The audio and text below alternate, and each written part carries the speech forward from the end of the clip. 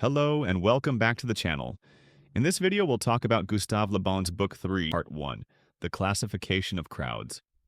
Here's what we'll discuss in this video. The general divisions of crowds, the classification, heterogeneous crowds, different varieties of them, the influence of race. The spirit of the crowd is weak in proportion as the spirit of the race is strong. The spirit of the race represents the civilized state and the spirit of the crowd, the barbarian state. Homogeneous crowds. They're different varieties, sects, castes, and classes. Let's begin. We have sketched in this work the general characteristics common to psychological crowds. It remains to point out the particular characteristics which accompany those of a general order in the different categories of collectivities, when they are transformed into a crowd under the influences of the proper exciting causes. We will, first of all, set forth in a few words a classification of crowds. Our starting point will be the simple multitude. Its most inferior form is met with when the multitude is composed of individuals belonging to different races. In this case, its only common bond of union is the will, more or less respected, of a chief. The barbarians of very diverse origin who during several centuries invaded the Roman Empire may be cited as a specimen of multitudes of this kind. On a higher level than these multitudes composed of different races are those which under certain influences have acquitted common characteristics and have ended by forming a single race. They present at times characteristics peculiar to crowds, but these characteristics are overruled to a greater or less extent by racial considerations. These two kinds of multitudes may, under certain influences investigated in this work, be transformed into organized or psychological crowds. We shall break up these organized crowds into the following divisions. A. Heterogeneous crowds, two kinds. The first kind is anonymous crowds, street crowds, for example. The second one is crowds not anonymous, juries, parliamentary assemblies, etc. B. Homogeneous crowds, three kinds. The first one is sects, political sects, religious sects, etc. Second one is castes, the military caste, the priestly caste, the working caste, etc. Third one is classes, the middle classes, the peasant classes, etc. We will point out briefly the distinguishing characteristics of these different categories of crowds. 1. Heterogeneous crowds. It is these collectivities whose characteristics have been studied in this volume. They are composed of individuals of any description, of any profession, and any degree of intelligence.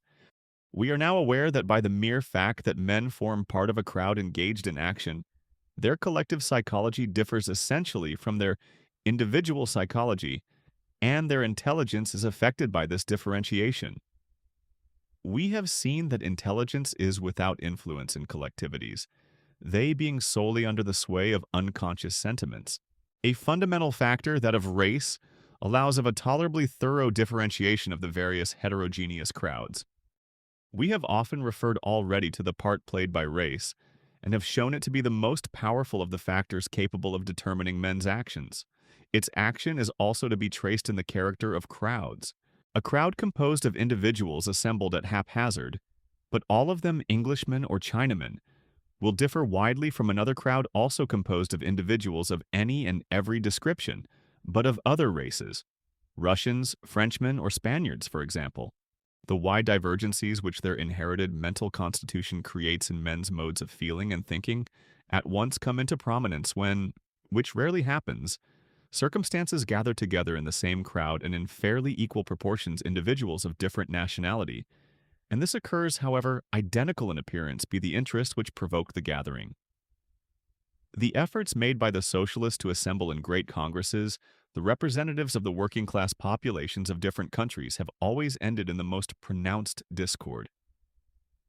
A Latin crowd, however revolutionary or however conservative it be supposed, will invariably appeal to the intervention of the state to realize its demands. It is always distinguished by a marked tendency towards centralization, and by a leaning, more or less pronounced, in favor of a dictatorship.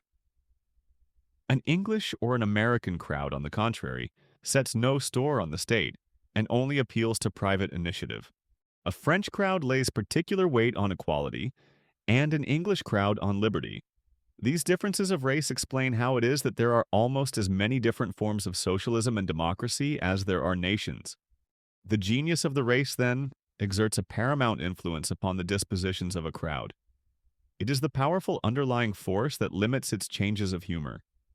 It should be considered as an essential law that the inferior characteristics of crowds are the less accentuated in proportion as the spirit of the race is strong. The crowd state and the domination of crowds is equivalent to the barbarian state, or to a return to it. It is by the acquisition of a solidly constituted collective spirit that the race frees itself to a greater and greater extent from the unreflecting power of crowds and emerges from the barbarian state. The only important classification to be made of heterogeneous crowds, apart from that based on racial considerations, is to separate them into anonymous crowds such as street crowds and crowds not anonymous, deliberative assemblies and juries, for example. The sentiment of responsibility absent from crowds of the first description and developed in those of the second often gives a very different tendency to their respective acts. 2.